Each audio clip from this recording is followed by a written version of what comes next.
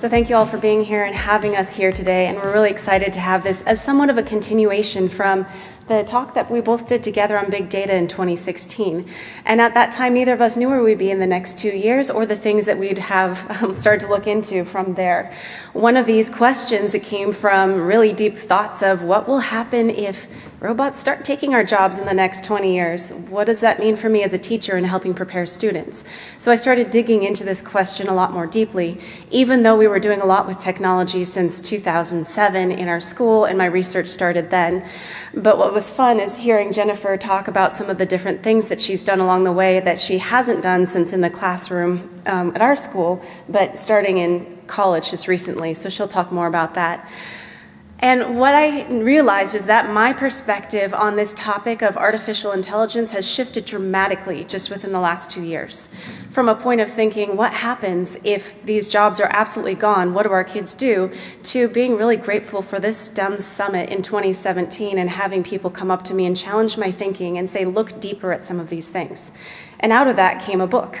I hadn't intended on writing a book, and it came as somewhat of a surprise to me that I was invited to author it, and a little bit terrifying because I realized that I had background in some areas, but I would in no way consider myself an expert in artificial intelligence. I haven't learned how to code yet, personally, but I know how important it was that I wanted to get into the classroom. So we got a program called Teal's Computer Science into our school, where we brought 4 experts from the field who came into the school and taught at our school. And one of them, Chris Zimmerman, has now come on full-time as one of our teaching staff because of the ways that he approached teaching computer science with a background in linguistics and understanding the importance of intersecting multiple domains. He's also helped change my thinking through this process. So as I'm talking about teaching AI, this is not going to be about teaching teachers how to teach kids to code for AI. It's about all of the things that go around this idea and this concept that really look at the intersection of our humanity and how we will interact with technology now and in the future.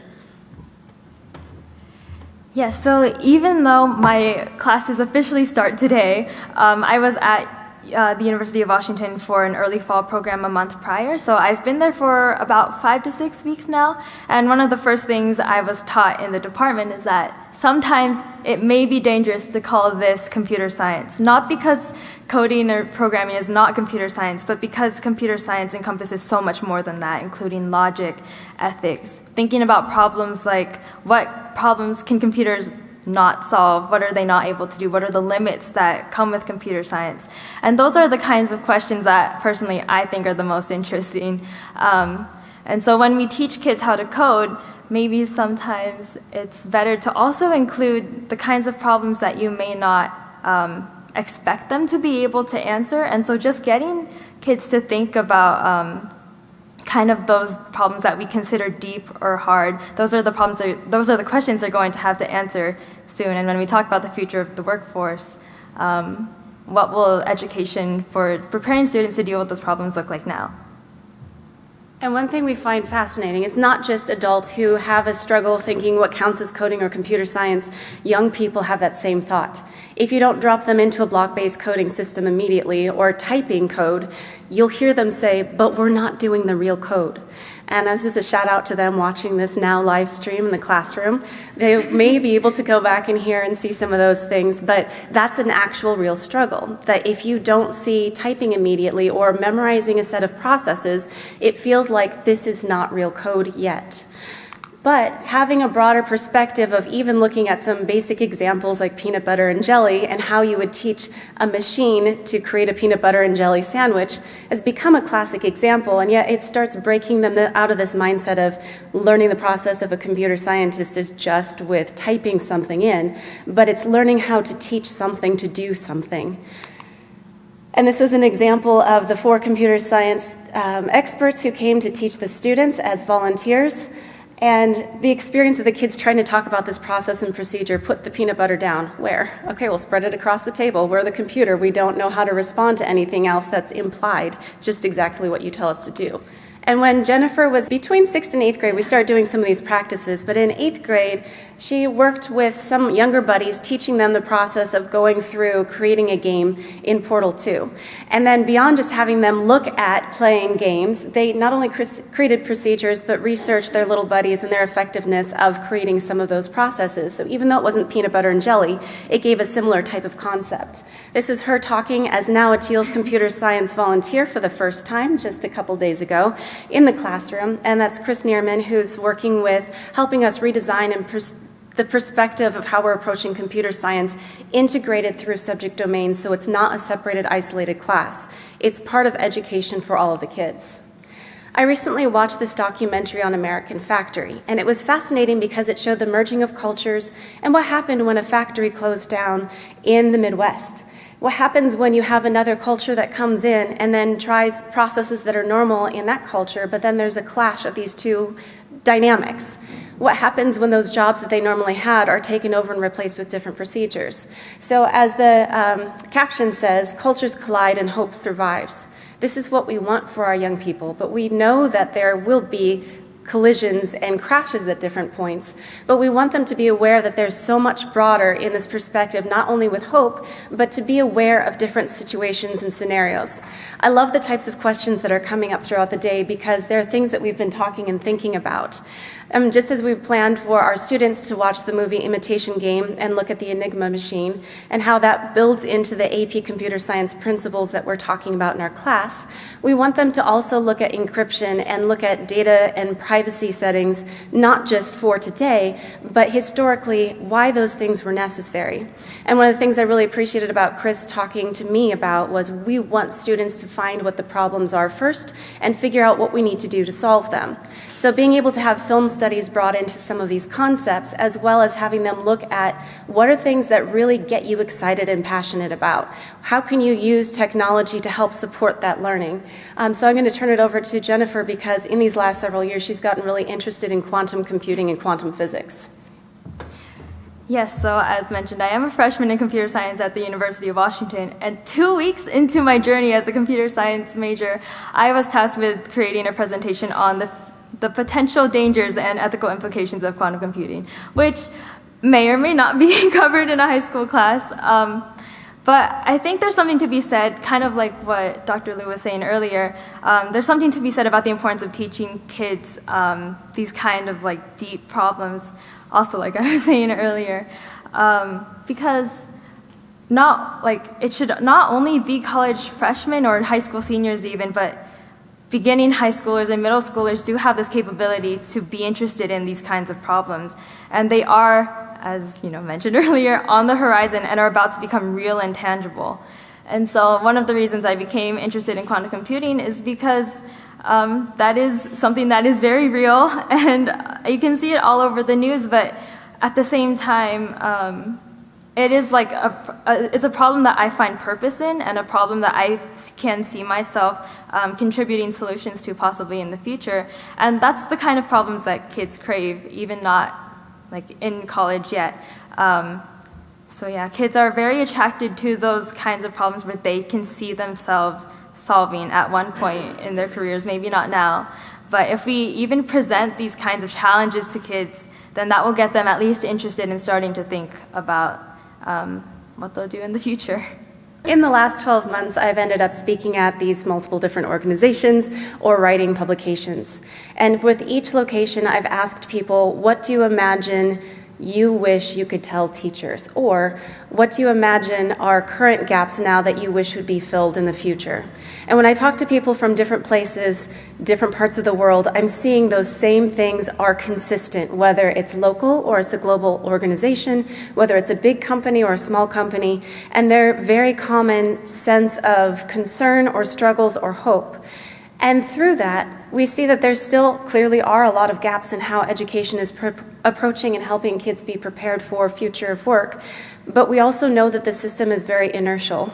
It takes amount of force to try and get something to move in a different direction than it was previously. But the amount of force it either takes a really consistent, concerted group of individuals, or people start to feel burnt out because they feel like they're the one or the only few in that organization really trying to help shift change, or there's so many different roadblocks along the way. A group that I spoke with in Croatia said, we see what we need to do, but we feel that the change won't happen in our lifetimes. And so I talked to them about some of the concepts of artificial intelligence and thinking about how can I inspire a group of people who do have so many constraints still that they talked about throughout their history and time frame. And I felt like I was at a loss because I know I have more access to resources than many of the schools did there. And how could I give hope coming in as an American saying, do these things and things will be great, because I knew that wasn't realistic. Knowing, though, that we realize we have a hard enough time trying to define what counts as human intelligence, it makes sense that it would be difficult to define what counts as artificial intelligence. So when I started talking to them about the intersection of who we are as people and culture and some of the ways technology can support who we are, I was very grateful to a group of people who translated for me as there was a tour of one of the old towns and villages, and they pointed out a structure that took hundreds of years to build, and the people who built it watched stones fall to the bottom of the water while ships tried to bring them from quarries and were broken off from the ability to just carry easily from one place to the other. And they talked about how the architect had a vision that was so strong that it persisted, and he created that vision in such a way that inspired people to carry on that vision exactly how he wanted it throughout that time, even though he never saw it to completion. So I said, your ability with human intelligence that people all around you have shown as part of your culture, your ability to create a vision so strong that it can inspire a next generation to carry that on farther is something that you can make a decision now to leave legacy.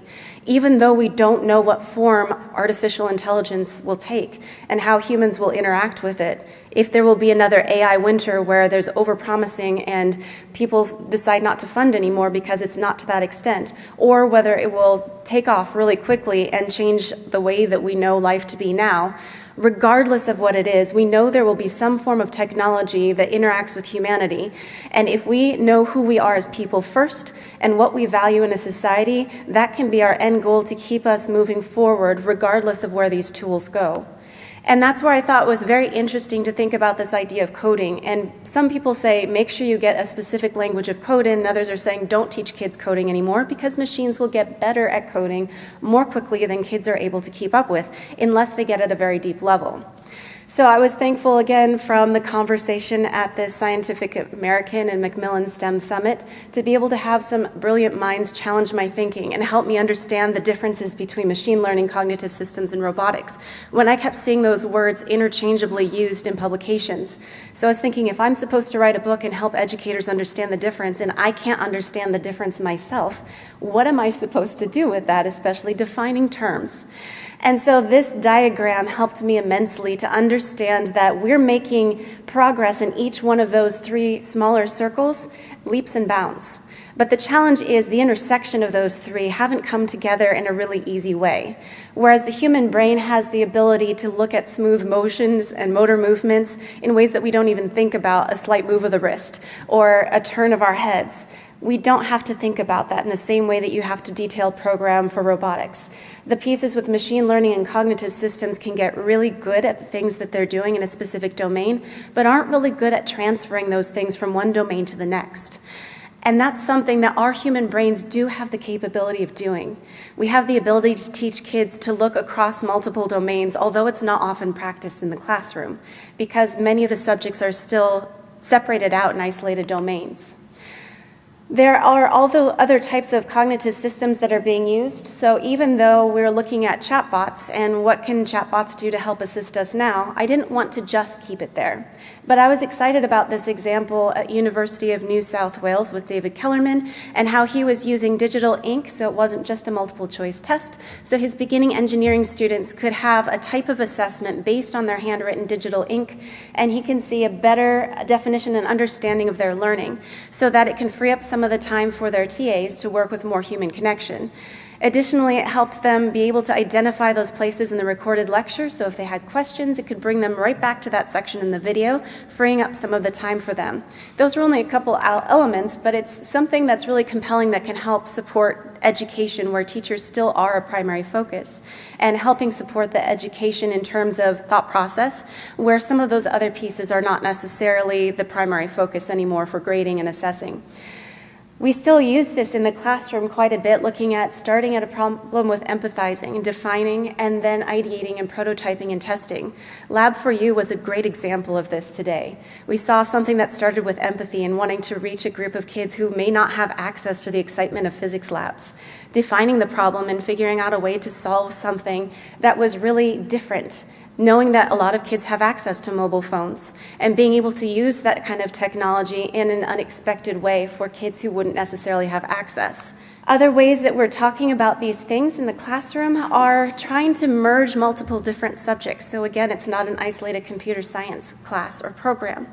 But instead of having kids just learn about base 10 and looking at some things with hexadecimal, which I didn't know about until the more recent years that I was starting to talk about it, and I still don't entirely understand all the details of how it works, but I'm learning along with the kids.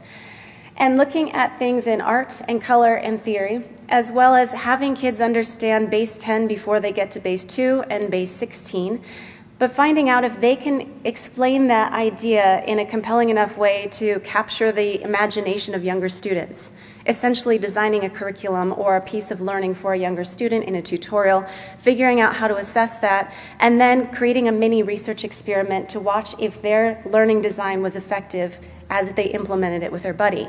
So they're not only getting a background in base 10 again, they're creating something new with it for an authentic audience, and then being able to communicate those ideas further, looking at qualitative and quantitative data and beginning of research. So even though younger students may not have the opportunity to have the internships or work connections as some college students do, this is an example of what we were talking about earlier, bringing it directly into the classroom and somewhat modeling those things.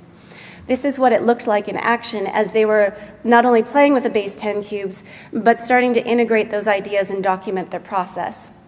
We're using something that's ITL research to help us define what we mean in terms of collaboration. It's not just kids working in parallel with each other. It's having them actually make substantive decisions together, because we know there are different levels of what counts as collaboration, and that helps define what we're talking about. The top image up there shows an example of a form that students created. So they had an assessment to determine if their little buddy actually was successful at understanding the base 10 concept.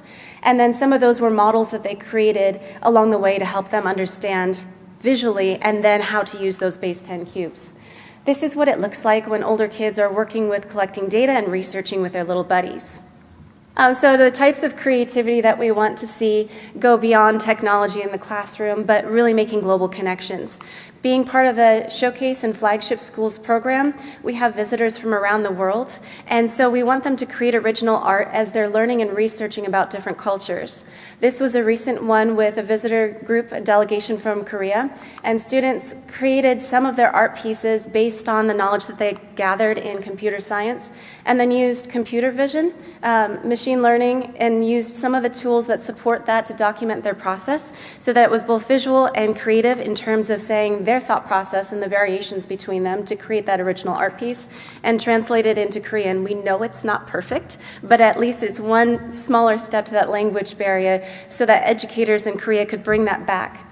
We're doing things with Pixar in the box so they can see the intersection between technology, arts, science, and physics, and bringing in other experts from the fields who are talking about brain-computer interfaces. We want representation in STEM, and when I wrote this, I wanted Jennifer and some of her classmates to be one of those voices. It's not enough for me to say, this is what I think is important. I want their voices to say, this is what I wish teachers knew about STEM teaching and education. This is what I think is important for physics or for thinking about logic and philosophy. Do you want to mention anything about your section in there? About the logic? Yeah. So I should mention that in 8th grade, my 8th grade class took a propositional logic course from Duke University through Coursera.org, and at the time, to be perfectly honest, I never thought I would see it again. I thought we were just doing these truth tables and all of these logic exercises for fun. But now that I'm in computer science and I was able to go into the upper division courses right away, these are the exact same things that I'm seeing in my 300, 400 level courses. And so I was really thankful to Dr. Zimmerman that I had the opportunity to practice those kinds of hard topics back when I was in middle school.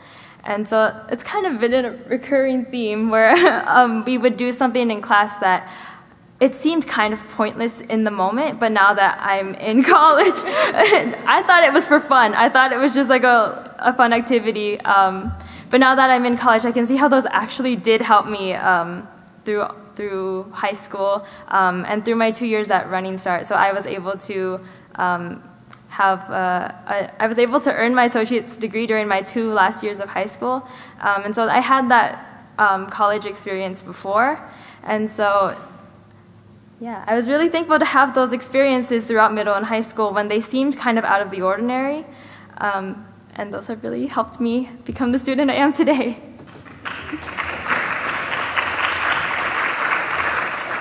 And just to flip through a couple of these last images, we want kids to interact with technology out in the community so that they see diversity in culture. We want them to be curators of knowledge. These are each different types of collections that they created with annotations and looking at indigenous peoples and their art. Being able to visit schools around the world and how they're approaching AI and technology in their classes, and really bringing it back to the idea of humanity. That this school in Japan had students still learn to create pottery by hand so they could learn the way of tea. And the Japanese tea ceremony became something really fascinating to me because it was a philosophy of, in this moment with another human being, you'll never again get to repeat the same thing. The idea that an upside down cup can never be filled, that we want to keep that cup open so that you can keep learning and overflow.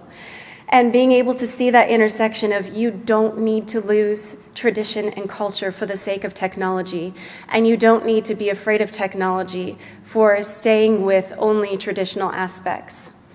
So what does the way of tea have to do with AI? Actually everything, because it's something that's important to each individual culture. What do we want to be? What do we want our kids to be in the future? And what does it take to get there? From the philosophy to the ethics, to the challenges, to the bias, to looking at the broader picture of student voice and having them actually get involved in the classroom. These are all important to the future of work, and it's why I stay in the classroom, because I'm inspired by people like Jennifer every day that change my thinking drastically. Thank you.